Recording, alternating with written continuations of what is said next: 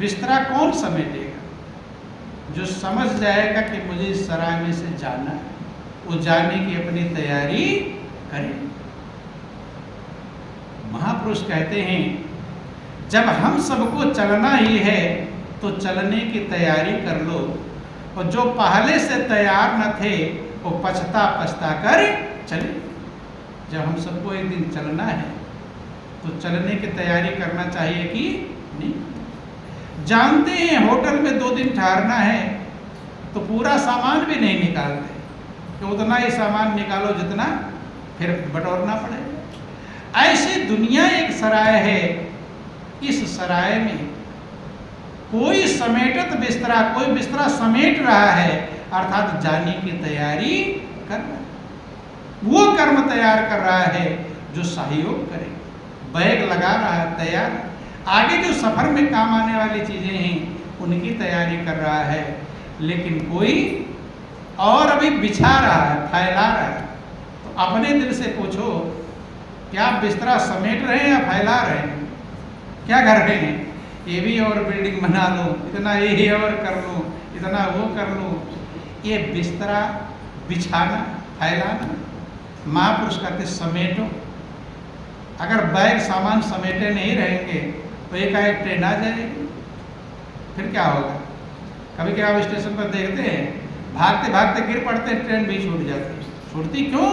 क्योंकि उन्होंने तैयारी नहीं किया था। आ गई ट्रेन, अब आधा सामान उधर पड़ा, उधर भाग रहे, इधर भाग रहे, एक साथी उधर है, उधर बोला नहीं गए, गिर पड़ जाते, हाथ पैर टूट जाते। तो जिन लोगों ने तैयारी नहीं किया जाने की, उन लोगों का यही हाल होता है। इसलिए हमेशा तैयार रहना चाहिए। वो तो ट्रेन का टाइम रहता है कि भाई इतने बजे आएगी, लेकिन जिंदगी रूपी ट्रेन कब आ जाएगी, मौत रूपी ट्रेन कब आ जाएगी, कुछ भरोसा नहीं। लेकिन फिर भी मनुष्य तैयारी नहीं कर पाता है। यही सबसे बड़ी विडंबना है, यही सबसे बड़ी अज्ञानता है। महापुरुष समझाने का प्रयास करते हैं कि हो जाओ तैयार, ट्रेन जंक्शन से है आने वाली, कब आ जाए टाइम फिक्स नहीं है। महापुरुष तो यहाँ तक कहते हैं, पाव पलक की सुध नहीं, करे काल को साज, और काल अचानक मारसी ज्यों तीतर को बाज। एक पल भर का भरोसा नहीं है, काल एकदम मडरा रहा है, कब मारेगा कुछ भरोसा नहीं। इसलिए कहते हैं कि कोई समेटत बिस्तरा और कोई बिछा रहा है, समेटने के बजाय और बिछा। इतनी उम्र हो गई है, इतनी जिंदगी बीत गई है, बूढ़े हो गए हैं, काले बाल सफ़ेद हो गए हैं, लेकिन अभी भी जाने की इच्छा कहती। बेटा बेटी हो गए हैं, नाती पोते हो गए हैं, जिम्मेदारी से फ्री हो गए हैं, लेकिन और जिम्मेदारी बढ़ा लेते। नहीं समझ में? बढ़ाते हैं अर्थात फैला रहे हैं। जो जितना ज़्यादा फैलाएगा उसको उतना ज़्यादा ही दिक्कत होगी जाने में, और जो समेटे रहेगा उसको जाने में कोई दिक्कत। कोई बजावे, कोई गावे, और कोई बैठा करो। ये दुनिया में आप देखना, कोई अच्छे कर्म करके बजा रहा है, गा रहा, अर्थात आनंद मग्न हो रहा है, शांति पा रहा है, और कोई टेंशन पा रहा है। ज़्यादातर लोग मगन होने वाले हैं, टेंशन वाले क्या है? ज़्यादा परसेंटेज किसका है? टेंशन वालों का ज़्यादा परसेंटेज है। इसका मतलब होश नहीं है कि मुझे जाना है, होश नहीं कि सराय में ठहरा हुआ हूँ, समझ गए कि परमानेंट है। मुसाफिर खाने को अपनी बिल्डिंग समझ लो, फिर दिक्कत होगी कि नहीं होगी? बंधु, दिक्कत होगी। कहे तेरे से पहले अनेकों मुसाफिर, आपके दादा परदादा, कहते नहीं वो जब वो उदाहरण थे कि तुम क्या तुम्हारे बाप भी नहीं कर पाए, कहते हैं तो जो काम आपके बाप नहीं कर पाए वही काम आप करने में लगे हुए हैं। जब वो नहीं रह पाए तो आप रह पाओगे? आप रह पाओगे नहीं।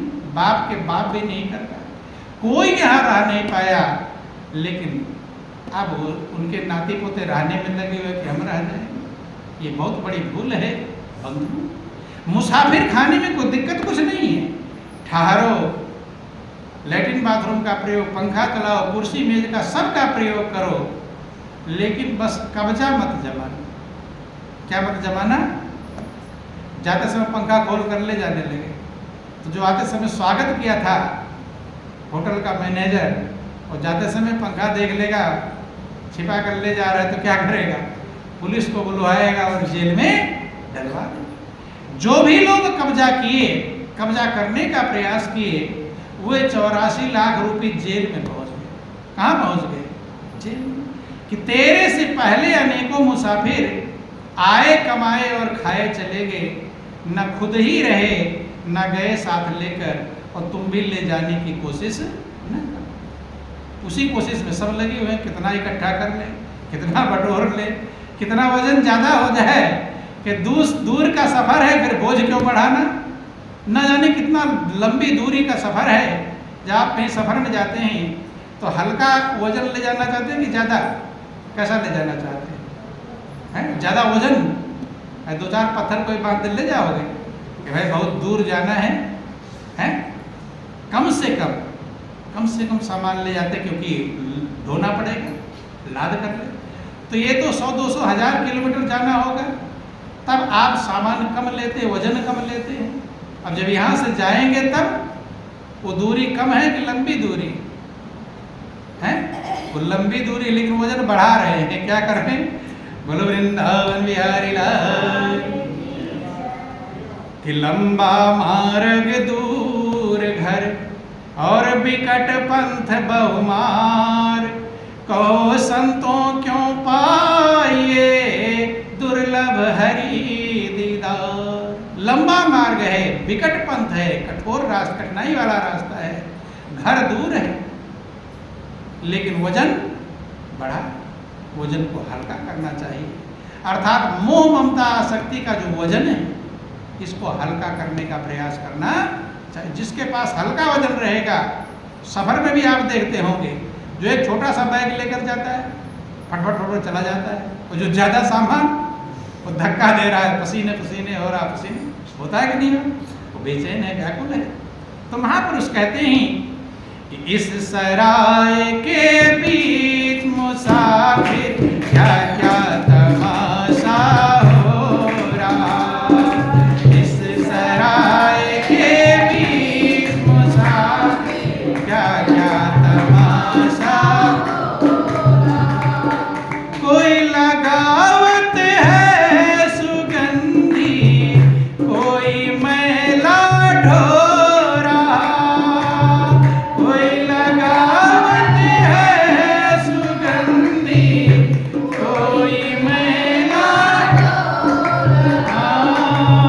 कोई लगावत है सुगंधी, कोई मैला ढो रहा। कोई लगावत है सुगंधी, कोई मैला ढो रहा। कोई लेवे राम नाम रे, कोई कांटे बो रहा। कोई लेवे राम नाम रे, कोई कांटे बो रहा। इस सराय के बीच मुसाफिर क्या क्या तमाशा हो रहा। इस सराय के बीच मुसाफिर क्या क्या तमाशा हो रहा। कोई लगावत है सुगंधी, कोई क्या कर रहा है? सुगंधी, सुगंध, महक, खुशबू। इस सेंट को मत समझ लेना। सुगंध का मतलब है जो आपको सुख दे, आनंद दे, शांति दे, वह कर्म, उसे सुगंधी कहा जाता है। बंधु, कभी कभी कोई सेंट लगाया रहता, दूसरा परेशान होता, बगल में बैठ कर परेशान हो जाता कि नहीं? उठकर वहां से चला जाता सीट पर, बेचैन हो जाता। एक को वही सेंट पसंद है और दूसरे को वही पसंद नहीं। लेकिन ध्यान देना, महापुरुष जिस सुगंधी के लिए इशारा करते हैं, वो सुगंधी आपके शुभ कर्म, वो कर्म जो आपको जीवन को आनंदमग्न कर देंगे। शांति प्रदान कर देंगे, संतुष्टि प्रदान कर देंगे, वो कर्म करना ही सुगंधि लगाना। और कोई मैल ढो रहा है, पापों की मैल लाद रहा है, वजन बढ़ा हुआ कि पाप गठरिया सिर पर लादे रहा भटकता रोज। पहले के कर्म के संस्कार इकट्ठा कर रखा है, अब भी हल्का नहीं कर पा रहा और वजन बढ़ा। तो कोई लगावत है सुगंधी और कोई मैला ढो रहा है, पाप की मैल को ढो रहा है बंधु। और कोई लेवे राम, कोई जो सत्य है, जो सब में रम रहा है, वो व्यापक शक्ति है, व्यापक परमात्मा है, सब में रम रहा है, इसलिए उसे राम कहते हैं। कि रमे निरंतर आत्मा हर घट आठो याम, याही ते संतन धर्यो राम ताही को नाम। जो अविनाशी, जो परमात्मा, जो आनंद की राशि है, जो सुख राशि है। जब आप सुख की राशि हैं तो आप जिसके अंश हैं वो उस सुख की राशि होगा कि नहीं होगा। आप लोग रामायण पढ़ते हैं, काकभूषुंड जी गरुड़ जी को समझाते हुए कहते हैं कि हे गरुड़ जी, सुनहु तात यह अकथ कहानी और समझत बने न जात बखानी। कि हे तात, एक कहानी में ऐसा कह रहा हूं जो अकथ है। क्या है? अकथ। देखो, कहानी भी कह रहे हैं और है कैसी कहानी? अकथ। जब अकथ है तो कह कैसे रहे हैं? बोलिए प्रेम से गुरुदेव महाराज की। कहानी तो कह रहे हैं लेकिन वो अकथ है, और जो चीज अकथ है उसे कह आगे के समझ में आ जाएगा। समझत बने न जात बखानी। वो जो कहानी है वो समझने में तो बन जाएगी, लेकिन व्याख्यान किया जा सकता नहीं। कैसे? जो गूंगे फल मीठे रस को फल अंतर्गत ही था। गूंगे को मीठा फल खिला दो, खूब स्वादिष्ट लग रहा है, मगन रहा है, सिर तो हिलाएगा लेकिन बता नहीं पाएगा कि कैसा स्वाद है। ऐसे जो परमात्मा का आनंद है, जो शांति है, जो सुख है,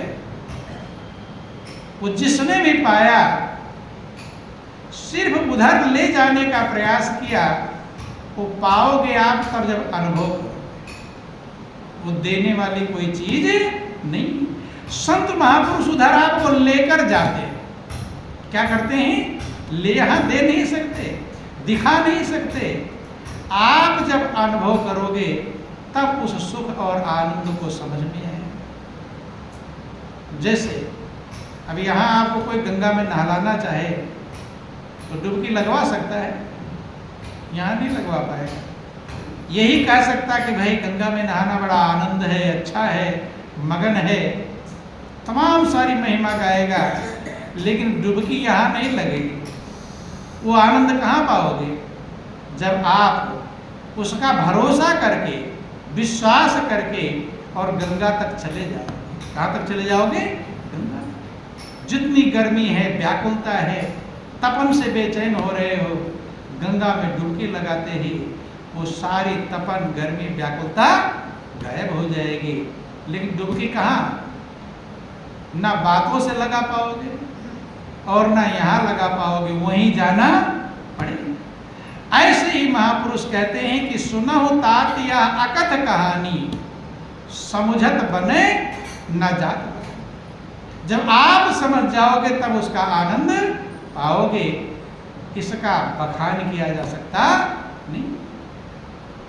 व्यापक एक ब्रह्म अविनाशी, सत चेतन घन आनंद राशि। देखो, जब आप जिसके अंश हैं, आप सुख की राशि हैं, तो जिसके अंश है आप हैं वो सुख की राशि होगा। ईश्वर अंश जीव अविनाशी और चैतन्य अमल सहज सुख राशि। कहते हो अकथ कहानी क्या है? ये जो जीव है, दुख के मारा मारा फिर रहा है, टेंशन में फिर रहा है, बेचैनी में फिर रहा है, ये सुख की राशि क्या है? सुख की राशि। आप ही सुख की राशि हो। जब आप सुख की राशि हो तो सुख ढूंढ कहाँ रहे हैं?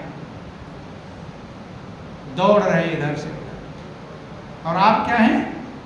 सुख की राशि। क्या है?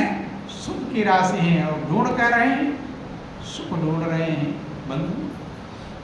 यही अज्ञानता है, इसी को तमाशा कहते हैं। क्या कहते हैं? तमाशा। वही कभी कभी ऐसा होता है कि स्नान करने जाते कंधे पर तौलिया रख लेते हैं, अब ढूंढते फिरते हैं कि मेरी तौलिया कहाँ गई। पलटते कभी हो जाता है ऐसा, पलटते रहते, तुमने मेरी तौलिया देखा? तुमने एक ने कहा ये कंधे पर देखो। कहाँ देखो? कि कर में कंगन छुपावे और ढूंढन को दूर जावे, ब्रह्मानंद पास पावे। हाथ में कंगन लिया हुआ ढूंढ रहा है इधर से। इसलिए महापुरुष कहते हैं कि कस्तूरी कुंडली बसे और मृग ढूंढे बन माही, ऐसे घट घट राम है दुनिया जाने ना। मृग के नाभि में कस्तूरी होता है। कस्तूरी मृग को होता है। सब मृग के पास कस्तूरी नहीं पाई जाती, जैसे सब सर्पों के पास मणि नहीं पाई जाती। कि शैले शैले न माणिक्यम मौक्तिकम न गजे गजे, सर्वत्र नहीं साधवा चंदनम न बने। हर पहाड़ में माणिक्य मणियां नहीं पाई जाती। शैले शैले न माणिक्यम मौक्तिकम न गजे गजे, हर हाथी के पास मुक्ता नहीं पाया जाता। सर्वत्र नहीं साधवा, हर जगह साधु नहीं होते। और चंदनम ना बने बने, हर जंगल चंदन नहीं। तो कहते हैं कस्तूरी मृग होता है, उस कस्तूरी महकती है, महक आती है, उसको आकर्षित करती है, वो ढूंढता है ये महक किधर मिल रही, उधर में चलूं, कभी घास में, कभी जंगल में, पहाड़, ढूंढता है। लेकिन वो कस्तूरी कहाँ है? उसके नाभि में, उसके हृदय में। ऐसे उदाहरण दिया। भगवान को लोग ढूंढने कहाँ कहाँ जाते हैं? पहाड़ों पे चले जाते हैं, जंगलों में चले जाते, गुफाओं में, समुद्र में, नदियों में गोता लगाते हैं, मंदिर में, चर्च गुरुद्वारे में चले जाते हैं, सब जगह चले जाते हैं। लेकिन जिन महापुरुषों ने समझा, अनुभव किया, कहते हैं कि परमात्मा घट घट सबके हृदय में है। सभी महापुरुषों ने ये समझाया। हनुमान जी ने सीना फाड़ कर समझाया, किसी ने कैसे समझाया, किसी ने कैसे समझाया। तो कहते हैं कि जैसे कस्तूरी के नाभि में, मृग के नाभि में कस्तूरी रहती है, ढूंढता रहता जंगल में, ऐसे सबके पास जो सुख की राशि है, आनंद की राशि है परमात्मा, वो आपके हृदय में। ये कबीर की वाणी है। कुछ लोग कबीर की वाणी को नहीं मानते। यही बात रामायण में लिखा गया कि व्यापक एक ब्रह्म अविनाशी और सत चेतन घन आनंद राशि। एक ब्रह्म है, एक परमात्मा, एक ईश्वर है जो व्यापक है, हर जगह पर व्यापक है। ऐसी कोई जगह नहीं जहाँ परमात्मा मौजूद है। हर व्यापक सर्वत्र समाना। इसी बात की पुष्टि भगवान शंकर ने कहा कि हरि व्यापक सर्वत्र समाना और प्रेम ते प्रगट हो ही मैं जाना। बंधु, तो कहते हैं कि व्यापक एक ब्रह्म अविनाशी, सत चेतन घन आनंद राशि। जो सत्य है, सदा रहने वाला, आदि सच, जुगाद सच है भी सच, नानक होसी भी सच। और जो चेतन, उसी के कारण चेतनता बनी हुई है और आनंद की राशि है। रास माने ढेर, भंडार। और वो है कहाँ? कि अस प्रभु हृदय अछत अभिकारी और सकल जीव जगदीन दुखारी। ऐसे प्रभु हृदय में रहते हुए भी संसार के प्राणी दीन और दुखी, चूंकि हृदय में नहीं ढूंढते, जंगल पहाड़ कि नाभि में सुगंधि धारी, जाने बिना भेद भारी, और ढूंढता है घास। कहाँ ढूंढता है? घास। बंधु ढूंढ रहे हैं आनंद की राशि आपके पास में। तो इसी को कहते हैं तमाशा। क्या कहते हैं? तमाशा है कुछ और समझ कुछ रहे हैं। आप सुख की राशि हैं, ईश्वर अंश जीव अविनाशी, चेतन अमल सहज सुख राशि। सुख की राशि क्या ढूंढ रहा है? सुख ढूंढ रहा है, थोड़ा बहुत सुख। ऐसे जैसे सूरज उजाला ढूंढ रहा हो दीपक से। क्या ढूंढ रहा हो? दीपक से उजाला प्रकाश मांग रहा हो। इसी को तमाशा कहते हैं। लोग सुख ढूंढ रहे हैं धन में, दौलत में, कार कोठी बिल्डिंग इमारत में। आप सुख की राशि हैं और कहाँ ढूंढ रहे हैं? दुनिया के सामानों में। इसीलिए दुनिया के सामानों में कभी किसी को मिलता नहीं। इसलिए महापुरुष कहते वापस लौटो। कहाँ लौटो? वापस। अंतर्मुख हो, बहिर्मुख। जब तक मनुष्य बहिर्मुख संसार में रहेगा, चंद्रमा पर तो पहुंच सकता है, तमाम सारे मशीनें बना सकता है, लेकिन जिस और सुख और शांति की तलाश कर रहा है वो कभी प्राप्त नहीं कर पाएगा। अगर प्राप्त करेगा तो अपने अंदर में ही पाएगा, अंतर्मुख होकर पाएगा। भगवान कृष्ण भी कहते हैं अर्जुन, ज्ञातुम ज्ञेयम ज्ञानगम्यम हृदय सर्वस्व विष्टम, मैं सबके हृदय में मौजूद हूँ। आप ही के पास, आप सुख की राशि हैं, लेकिन दूसरे से सुख मांग रहे हैं। क्या मांग रहे हैं? सुख। इससे सुख मिल जाएगा, इससे सुख मिल जाएगा, इससे सुख मिल जाएगा। सब एक दूसरे में लगे हुए हैं। जिससे तुम सुख ढूंढ रहे हो तुमसे सुख मांग रहा है। नहीं मांग रहा, दोनों भिखारी। क्या है? दो भिखारी बन गए हैं। थे राजा, कभी कभी कहानी सुनते, राजा का लड़का खो गया और भिखारी बन गया। वही हाल। आप ईश्वर के अंश हैं, वो परम पिता परमात्मा है। उससे बढ़कर राजा दुनिया में कोई भी, जो राजाओं का राजा है, उसके आप संतान हैं, उसके आप बेटे हैं। आप तो राजकुमार हैं। क्या हैं? राजकुमार। लेकिन बन क्या गए? बंधु। इसी को महापुरुष तमाशा कहते हैं। इस तमाशे को जिसने दिल की आंखों से समझा, इन आंखों से सामने से नहीं दिखाई पड़ेगा, पीछे से, पीछे माने दिल के विचारों से, गहराई में समझ में आएगा। अंतर्मुख होकर ये सच्चाई समझ में आएगी। इसीलिए लोग जो अंतर्मुख हुए उनका मजाक बनाते, उन पर भरोसा करते नहीं। महापुरुष कहते पहले जानो बाद में मानो। पहले मानने की बात नहीं करते, पहले जानने की बात करते हैं। अगर आपके पास वो शांति है, सुख है, न जाने कितने लोग आनंदमग्न हो पा करके संतुष्ट हुए हैं, शांति पाए बंधु। तब महापुरुष इतना प्रयास करते हैं, मेहनत करते हैं। तो कहते हैं कोई लगावत है सुगंधी और कोई मैला ढोरा। कोई अपने कर्म के संस्कार सुगंध वाला, जो यहाँ भी आनंद मग्न करेगा, आगे भी आनंद मग्न करेगा। और कोई मैल पर मैल, पाप पर पाप, बुरे संस्कार इकट्ठा कर रहा है। बोलिए प्रेम